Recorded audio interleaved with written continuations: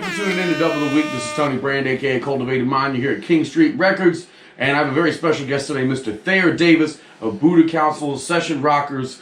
He's going to be going over some gear that he uses today. He's going to be talking about some of his favorite dubs that you can go and check out and listen to.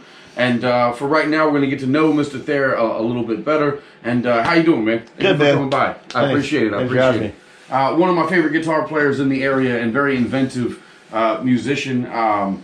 Where did first off? I kind of want to just go. What are your inspirations for guitar, and then we'll get a little bit heavier into your experiences within the genre, and then some of the things that you like to listen to. Hey, no problem. So guitar players, you know. Thanks for having me. Oh, of course, man. You know what? Good vibes. Oh, definitely, always. The track we're laying down, I'm really fond of it. All right, so I started playing metal, you know, when I was a kid, playing guitar, 15 years old, Slayer. My name's Thayer, so I had to play Slayer. Metallica, all that stuff. And then I kind of wandered into like the Grateful Dead hippie world, and then evolved way later into the reggae scene. So I kind of been all over the board as far as musically, you know, playing music my whole life in different genres and whatnot. But I've been playing reggae for about 15 years. My first band was Thin Air Rising around here for about 4 or 5 years. And then later on, Session Rockers right after that, which was great. It's like Shout out Jabu. Jabu, Biggs. Big, yeah. It's like getting accepted to reggae college, basically. It's really helped form my knowledge that I've acquired about the reggae. Favorite guitar player? Doesn't have to be genre specific, but Yeah, who are some cats you like the style of, or that you've definitely studied over the years, guitar wise? Ernest Ranglin, love it. You got a favorite Ernest Ranglin track? Below the bass line, surfing, something like that? Yeah, surfing. It's weird. I'm trying to think. You know, it's hard for me right now because I wasn't prepared for this question, but I'm a big Trey Anastasio fan, guitar-wise. I know a lot of reggae people are going to be like, what? It's a hippie thing, but Fish is cool, man. Fish is, I followed him a lot, you know, with his technique and style.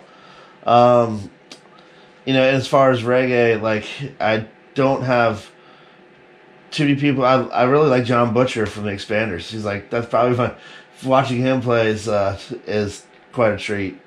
But, you know, but all the way to Grant Green, like, you know, I love stuff up to Ry Cooter, John Mayer. He's got some dirty. Yeah, he's pretty nasty.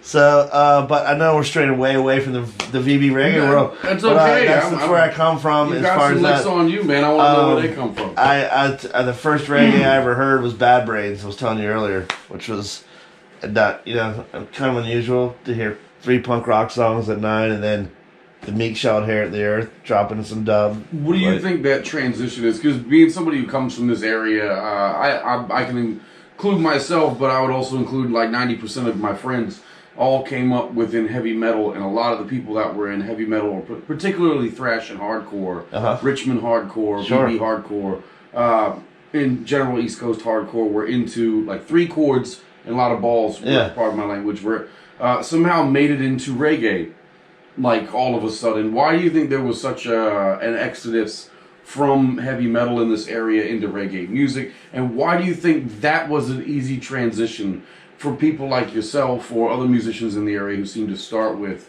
hardcore or metalcore and work their way into I think that reggae the answer to that question would be phenomenal. But the times too. Like when I was growing up, I'm a little bit older than you, just by a couple of years. I'm catching up, bro. So you know, the whole metal punk rock thing was huge in the late '80s, you know, into the '90s here. But we've traditionally, in Virginia Beach, that's where I'm from, I've always had a big reggae following. Like Steel Pulse has always played the beach in summer since I was a kid. And I think it's because it's a coastal environment and reggae goes really well with the, you know, the coast. So I think it's always been here, but you know, what dominated it from certain time periods, it was always still there, but now it seems like it's had a huge uprise with all the reggae that's going on now. So, but I believe that since we live in a coastal region, it goes well with water and reggae. Definitely, definitely. Not just even in touring tourist areas, but just like how many random, that's the wrong word, but how many prominent cities just for business and residential areas are along the coast that it would make sense that the music took hold as not just like there was a time around here where people didn't take necessarily reggae seriously anywhere and treated it kind of like a summer thing because they didn't really understand the power of the music or the fact that half the world had already grabbed onto this sound that's come out of Jamaica and England. And I think America was always like, oh, this is for summertime. And I don't know what happened, but the last 20 years that mentality seems to have changed. And reggae's become this is a full year-round kind of thing. You know what I'm saying? Maybe because it wasn't as accessible, years before. I think that the longest running reggae festival that I know of in the United States is Reggae on the River in Northern California. That's been going on for like 30 years. But other than that, we used to have like reggae sunsplashes back in the 80s, and it'd be, Yellowman, Eka Mouse, Pato, Black Uhuru, stuff like that. And it was right, I don't know if you remember how long you've been here, but the Boathouse used to be. Yeah, I saw like one of the last shows that I saw. No, one of my first shows was one of the last there was Flogging Molly and Andrew WK. Love it. There's like quite a mix of two artists. Yeah, that's good times. But yeah, definitely. That's where they had the reggae sunsplashes when I was growing up. Is in the parking lot of the Boathouse. Okay, yeah, that makes sense. And then I think that it's just different time periods, and now it's grown, and reggae has become universal. And anybody's doing it, so it's not just coming from Jamaica or coming from the islands, or metalheads transferring into it. It appeals to everybody. Well, you've seen it. It's the only genre that I've ever played in that has no age barrier. So you see a little kid that could feel the one drop heartbeat and dancing, up to the 80-year-old couple that are still dancing in front of you. There's no real age specific. No one brings up that Burning Spear is old. If anything, it helps. Yes, exactly. It's like a fine cheese. Yeah. You assume the message has got more experience behind it. Exactly. Yeah, man. Well, in these treks, what are some of the artists that you've shared the stage with, and can you give maybe a nice road story? Since you have touched performances with a lot of big names, is there any that really stick out to you? Maybe because they uplifted you, or maybe because they were just crazy stories from the road. Well, I'm gonna try to pick one right now. When I was in Session Rockers, we got to back Kevin Kinsella for a run, and we did 5 shows with Session Rockers, and we would do one set of us, and then a set of JBB Greats, and then another Session Rockers set, and I think we played 4 or 5 places, but just playing some of these songs that got me really into reggae, because John Brown's Body was the thing that really pulled me in. And getting to play with the guy that wrote them and sang them was kind of really moving. And we've been honored to back a lot of people. Winston Jarrett, Half Pint. I feel very lucky that I'm sitting here and I get to do these cool things and back people. That's sometimes that's more fun just to learn somebody else's set than play your regular stuff. And I don't know, it's a good time. Cook on a different recipe. Yeah, it's good fun. Do you feel like as far as playing with people like Half Pint and was it difficult? I know Winston Flames Jarrett's a more old school. Is it different when you approach having to learn someone else's music? Because you've been in your own projects as well as helped out in many others. Do you find that there's a difference in learning the set between dancehall and roots music, or do you feel like they follow the same calls? Nowadays, it seems like there's a big blend. Yeah. Like it used to be that you didn't pull up or wheel up. There were no mix hits in a roots band, and if there was, it was the bump, bump, rump, bump, bump. You didn't go into dance. Now it seems like What were, I guess what I'm asking is, what were some of the differences? Yeah, I had to learn. I had to artists? learn exactly what you're saying because you learn the set so strict to the album or whatever you're referring it off to.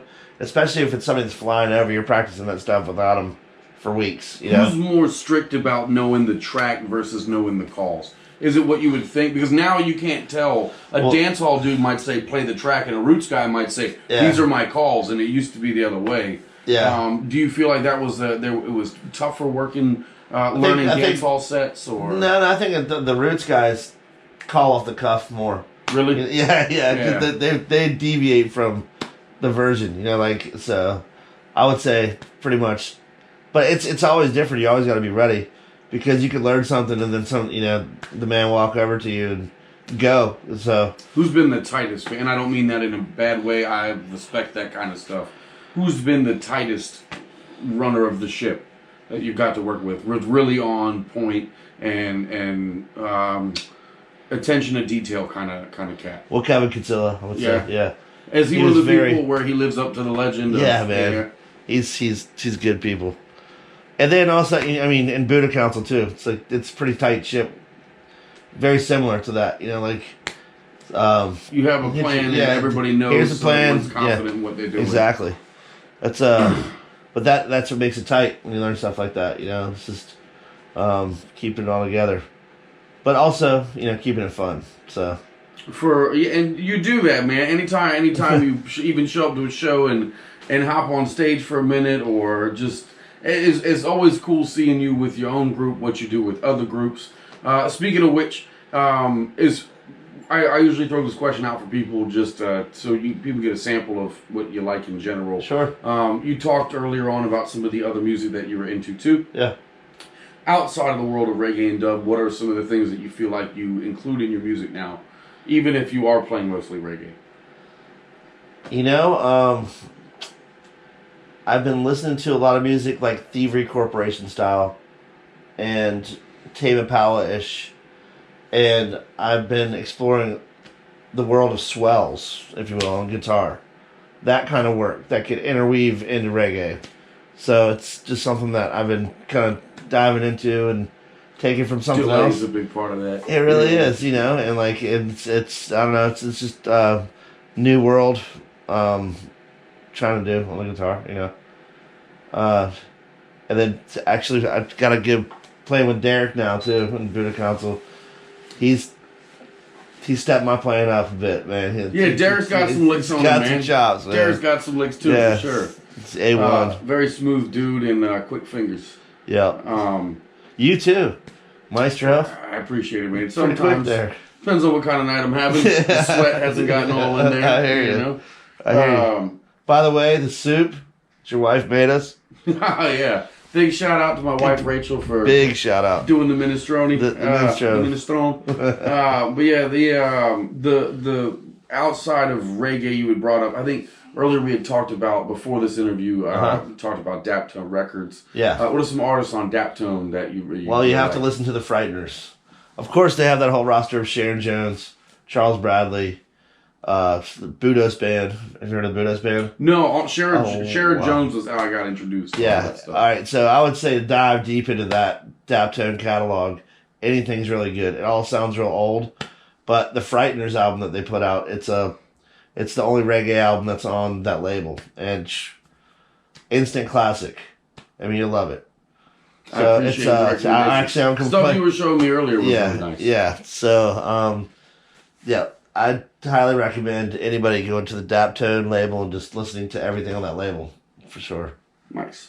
Yeah, please check some of that stuff out. Yeah. And I was impressed by a lot of the I don't know what you want to call it, the anthology of Daptone music and the dedication of producing that classic Motown kind of sound. To making it sound old is kind of hard.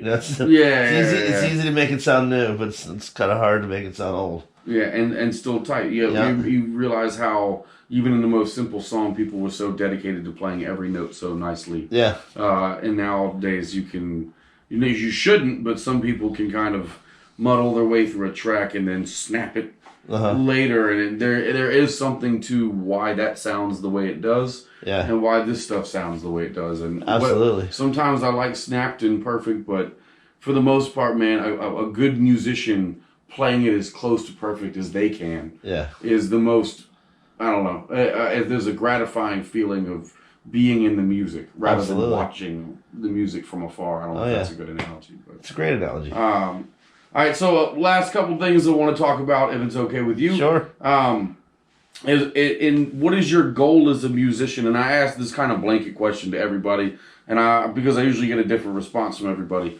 But what is, like, if you had to give a mission statement for Thayer Davis, what is it that you wish to accomplish in music? Is it the classic, I want to bring everyone together? Is it that you wish to push the boundaries of the notes themselves? Are you interested in just unlocking new ideas and experimenting? Or are you, what, if you had to tell somebody, this is why I do music and this is what I would like my music to do? Which it sounds like a simple question, I actually, people are complex, so can we? I enjoy making people smile and be happy, and I seem to be able to do that with music. So that's basically how I'm gonna sum it up. Is like I like to pass forward happiness, spread joy. Yeah. So and it seems to work, especially with this, with reggae music. It's really easy to send that positive message and. I don't know. That's like the biggest high. You're a musician. I know that. And when you get a good crowd in front of you, that's what I want. That's the drug of choice. So, and of course, like I would love to be on the big bus one day and making all sorts of money, like we all would. But I'd be happy if I stopped today of everything I've accomplished. Well, you are a living legend in this area that is still working and producing new art and taking the genre to new places. So I think that future lies ahead, and even no matter what the future may hold, what you've done to contribute and get a lot of the artists in this area footing and make us feel like family and teach us your ways. Has made you a foundation artist in this area, and I appreciate you coming by. Before we call it an end to this, please tell what music do you have coming out? What are some projects you're working on? What's some stuff that we can look out Buddha for? Council's on kind of hold until the whole COVID world goes back to normal. I've been working on some stuff with my brother Derek, doing some yard work. So it's we got some stuff coming out. When do you think that? Yeah, and when? Because I'll say it'll come out next month, or 6 months later. You've heard some of it, so and it's sweet, by the way. It sounds sweet already. I don't know. I just want to keep pumping some music out. Like I've got the creative drive again. So I don't know. I could have something out next week, or could be a month. We'll see. But I'm definitely going to be pumping it out and getting out there. And if anybody needs extra plucky for a night, call him T. Yeah. Sweet T. Yeah, and he'll do a wonderful job. You can hear him playing the skanks, doing the stuck lines, doing the dubbing. Even some of the snare shots, the really big sounding ones, are him actually using the reverb, spring reverb from the Space Echo. Excuse me, on the guitar to fill it. I'll just let you hear it. And he's going to break down a couple things at the end, including he's going to talk about how he used the Space Echo and break down some of his favorite selections. But for right now, check out the track. We hope you dig the song. Thanks again for tuning in to Dub of the Week. And thank you, Mr. Thayer Davis, for coming in. Man, thanks and a lot. doing the killer too, man. Dave. Respect. Have fun. Massive love. And we'll see you after the tune. Boom. Yeah, man.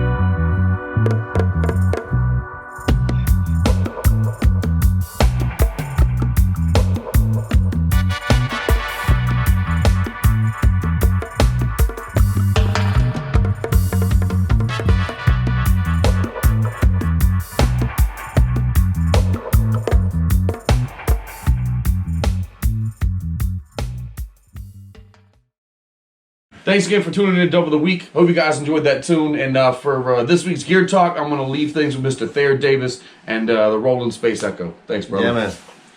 All right, so the pedal I'm talking about today is my favorite pedal that I use on my board, and it is the Roland Space Echo, a reggae must-have for doing dubs, shots, and reverb hits and all sorts of delays.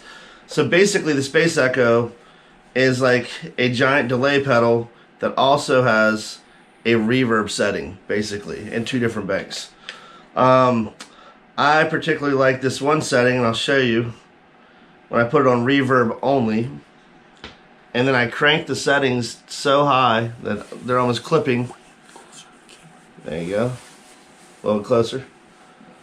And I actually engage a reverb hit, pow, when a snare hit's going on stage. So it sounds like they're triggering a dub snare shot, but I'm actually doing it with my guitar. And you'll hear some of that on what we did earlier. It's one of my secret tips. Don't tell everybody. Another one I like to do that we were fooling around with earlier is I go to setting 2 and I tap the tap tempo real hard like that. See that? So it's almost like, you know, like shutter fast. I guess almost like a quick slap, but a lot of feedback from it too. Exactly. Yeah. And then when I engage it, you can go, you know, could cover all sorts of like shutting door effects, you know, stuff like that. But there's really, I probably know 1/3, hopefully, of what this pedal does. I know it does way more every time I mess with it. The delay banks, there's 11 different banks that you can mess with, and it's either reverb or reverb and delay. So it's basically got like the souped up DD3s, DD2s. The original delay they made is basically built into that. But it's my favorite pedal to use, you know. Also, you can just engage it as a regular. A lot of people use it through vocals on stage as well, but mainly everybody uses it in the studio that's making reggae music or some form of the Space Echo. So I don't know how much gear talk that was, but check it out. I would definitely recommend this, and listen to the track that we did. You'll hear all sorts of little things that it does, and it's really fun. So yeah. Thank you again, Thayer. I appreciate it. No worries, man. And because he's an expert on dub, stick around because he's going to be back with a few more of an authority than I am, sir. He's gonna give you some selections to check out in just a second, so stick around. Yeah. Thank you for tuning in to Dub of the Week, and for this week's selections, I have Mr. Thayer Davis, who's going to give you some of his favorites of the dub genre, and we hope you enjoy the tunes. Take it away, Mr. Thayer. So, I have 5 crucial picks for you. I'd rather leave you with 30, but I don't want to overload you. But here's my top 5. We'll have to have you back. Yeah, definitely. First one, King Tubby, Eastwood dub. So crucial. Just rattles. I'll keep it moving. Number 2, Conspiracy on Neptune, Prince Jammy. Another great cut. Number 3, I just turned him on to a band I really like called Dry and Heavy from Japan. And it's just Japanese dub reggae at its finest. I highly recommend for everybody to go check that out if you've never heard that band. It's just the nastiest drum and bass, fun stuff you've ever heard. Interesting selections for the room choices on the reverb. Yeah. A lot of playing between like really, really short slaps. Yeah. And really big gunshot, like just yeah. Almost like clouds. Yeah. Yeah. Sound like clouds. Dub. Yeah, it's very sweet. That's our next album. Very sweet. Yeah, there you go. Nice. I'm a huge John Brown's Body fan. I think I told you earlier. For years, and I like that dub album that they put out maybe 5-6 years ago, JBB and dub, with that TKO song on it. It's my number 4 pick. My number 5 pick is actually Buddha Council. Our album Consider This, we did a dub version of it called Reconsider This. Yeah. So it's all of our dub tracks, and one of the songs called Wolves, Rhett and Jabu dubbed it out, did a great job on it. So check that out too. Which Rhett and Jabu fill in positions for them so people know. So Rhett's Buddha Council's drummer, Jabu's Session Rockers drummer, and he's also our sound guy that runs our sound. So cool. A long time brother.